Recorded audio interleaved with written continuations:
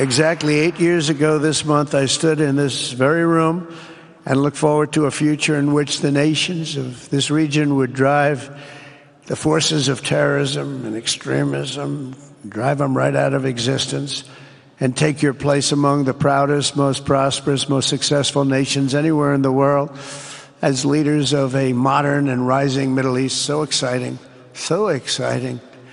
Before our eyes, a new generation of leaders is transcending the ancient conflicts of tired divisions of the past and forging a future where the Middle East is defined by commerce, not chaos, where it exports technology, not terrorism, and where people of different nations, religions, and creeds are building cities together, not bombing each other out of existence. We don't want that. After so many decades of conflict, finally it is within our grasp to reach the future that generations before us could only dream about, a land of peace, safety, harmony, opportunity, innovation, and achievement right here in the Middle East. Before our eyes, a new generation of leaders is transcending the ancient conflicts of tired divisions of the past and forging a future where the Middle East is defined by commerce, not chaos, where it exports technology, not terrorism, and where people of different nations, religions, and creeds are building cities together, not bombing each other out of existence. We don't want that.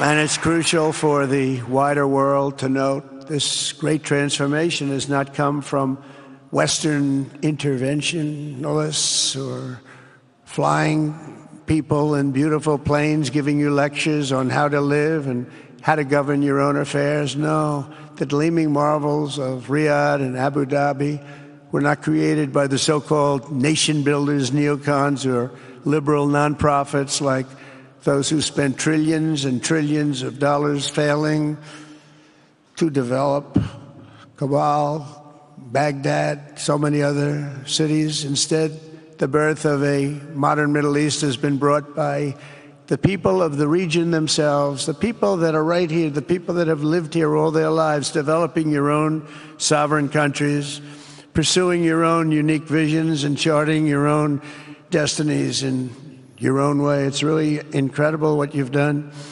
In the end, the so-called nation builders wrecked far more nations than they built, and the interventionists were intervening in complex societies that they did not even understand themselves. They told you how to do it, but they had no idea how to do it themselves.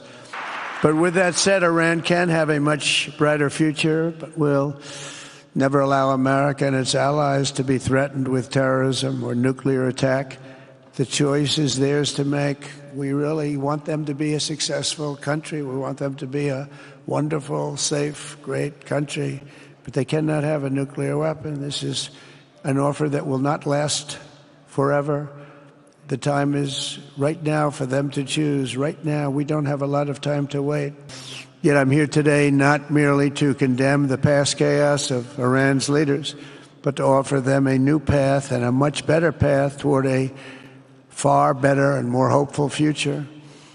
As I've shown repeatedly, I am willing to end past conflicts and forge new partnerships for a better and more stable world, even if our differences may be very profound, which obviously they are in the case of Iran. I have never believed in having permanent enemies. I am different than a lot of people think. I don't like permanent enemies, but sometimes you need enemies to do the job, and you have to do it right.